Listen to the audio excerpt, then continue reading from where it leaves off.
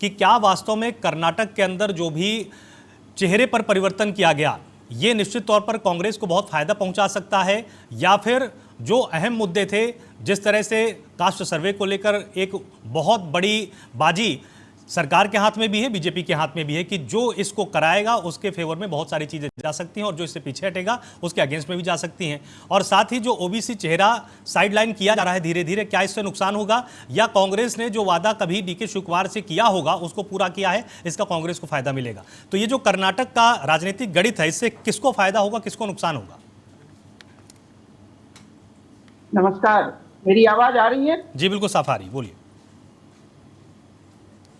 देखिए, मैं तो हमेशा राजनीति विज्ञान का विद्यार्थी होने के नाते ये मानता हूं कि राजनीति विज्ञान और राजनीति में संभावनाएं बहुत होती हैं और ये संभावनाएं किसी और भी जा सकती है। तो इससे ये अर्थ निकलता है कि राजनीति एक खुला खेल है और उसमें राजनेताओं के द्वारा या राजनीतिक दलों के द्वारा जो निरंतर कोशिश होती है वो उसके कारण खेल किसी के पक्ष में भी जा सकता है। अब रही बात जो ये आज कर्नाटका में आप देख रहे हैं जो राजनीति चल रही है, मुख्यमंत्री का इस्तीफा हुआ, फिर डिप्टी चीफ मिनिस्टर को अंततः वो जिम्मेदारी उन्हीं को मिलेगी जो तय है।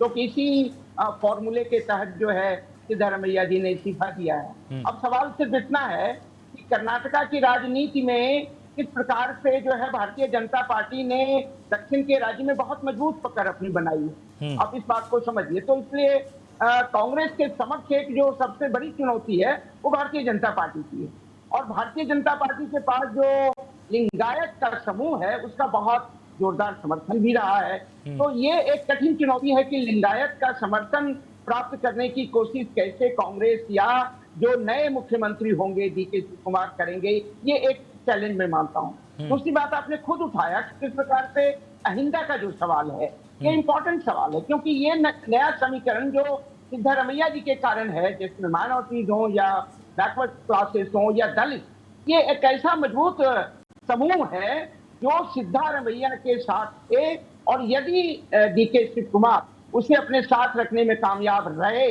तो निसंदेह ये एक मजबूत जो है कोकालिगा के साथ मिल करके कांग्रेस के पक्ष में मजबूत समीकरण बनेगा।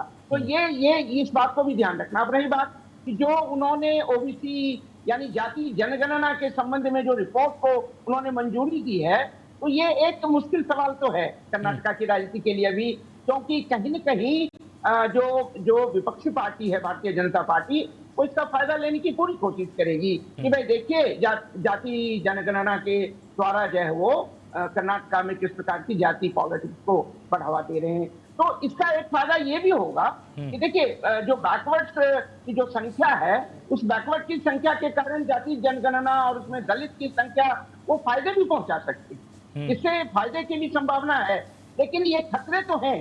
तो मुझे लगता है कि शिव कुमार के सामने ये चुनौती है एक पार्टी के अंदर वो कैसे एक शक्ति संतुलन बना के रखते हैं सिद्धारमैया जी के साथ और जो अन्य विभिन्न समूह हैं वो कैसे इंटरनल जो बैलेंस है वो बना के रखते हैं। दूसरी जो चुनौती उनके सामने है कि कैसे प्रतिपक्षी का वो मुकाबला करेंगे और ये प्रतिपक्षी का मुकाबला करने में चाहे वो भारतीय जनता पार्टी है या जेडीएस है।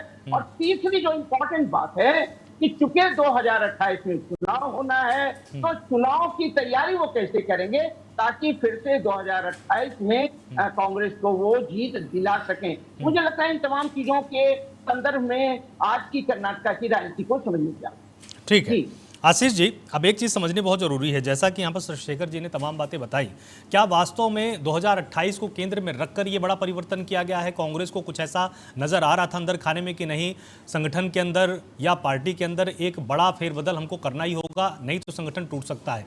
क्या यही वास्तव में बात थी, या फिर डीके शिव कुमार का जो गुट था वो लगातार सिद्धारमैया के गुट पर हावी हो रहा था और दबाव में आपको ये परिवर्तन करना पड़ा है? देखिए ये जो परिवर्तन है ये पहले से ही तय था। जिस वक्त सरकार का गठन किया गया था उसी समय सिद्धारमैया जी और डीके शिव कुमार जी के बीच में और नेतृत्व के सामने एक सहमति बन गई थी कि वो कुछ समय के बाद वो अपनी सरकार से इस्तीफा दे देंगे और डीके शिव कुमार जी को मुख्यमंत्री बनने का मौका देंगे। इससे पहले डीके शिव कुमार जी उप मुख्यमंत्री के तौर पर कार्य कर रहे थे। आज ये जो परिवर्तन है ये पहले से ही तय था और इसमें दोनों नेताओं की सहमति भी है।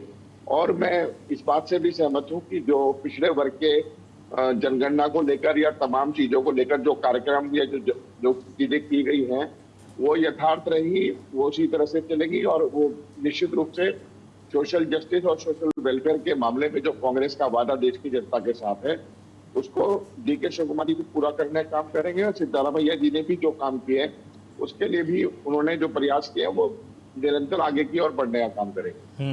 वर्तमान में जो आपने जातीय समीकरण बताई, निश्चित रूप से जब हम जातीय संतुलन की बात करेंगे तो सामाजिक न्याय ही एक ऐसा रास्ता है। जब हम सबके हित की और सबके पक्ष की बात करेंगे तो सब लोग मिलकर काम करेंगे एक साथ। कर्नाटक की राजनीति में भारतीय जनता पार्टी को सरकार बनाने का मौका मिला है और कैसे उन्होंने भ्रष्टाचार का एक नया स्मारक वहां स्थापित किया वो राज्य की जनता के जहन में है। और निश्चित रूप से वो भारतीय जनता पार्टी को तो कभी मौका वहां मिलने वाला नहीं है। लेकिन वर्तमान जो सरकार है उसने जो अपने वेलफेयर कार्यक्रम चलाए वो दोनों लोग मिलकर एक साथ उसे बढ़ाते रहेंगे। और क्योंकि कई बार नेतृत्व परिवर्तन या परिवर्तन भी कहेंगे तो एक संसार का नियम है, वो चलता है। हम इसे एक यथार्थ रूप में इसलिए स्वीकार कर रहे हैं कि जिस वक्त जब सिद्धारमैया जी जब मुख्यमंत्री के रूप में उन्होंने इस सरकार में शपथ ली थी उसी समय ये चीज तय हो गई थी कि कुछ समय के बाद वो सत्ता का परिवर्तन करने का काम करेंगे। और उनकी भूमिका कांग्रेस में बहुत महत्वपूर्ण है, केंद्रीय स्तर पर हो, राज्य स्तर पर हो या किसी भी स्तर पर हो। वो हमेशा कांग्रेस के लिए एक बहुत मजबूत स्मारक और एक बहुत मजबूत विचारक के रूप में लगातार कार्य करेंगे और पार्टी को अपनी सेवाएं देंगे। तो इसमें राज्य का हित भी सुरक्षित है, पार्टी का हित भी सुरक्षित है और जो हमारी कांग्रेस की सामाजिक न्याय और समरसता की लड़ाई है वो लगातार आगे बढ़ने का काम करेगी। डेमोक्रेसी की रक्षा के लिए, संविधान के मूल्यों की स्थापना के लिए कर्नाटक की सरकार और कर्नाटक के वर्तमान और पूर्व मुख्यमंत्री मिलकर अपना योगदान देंगे।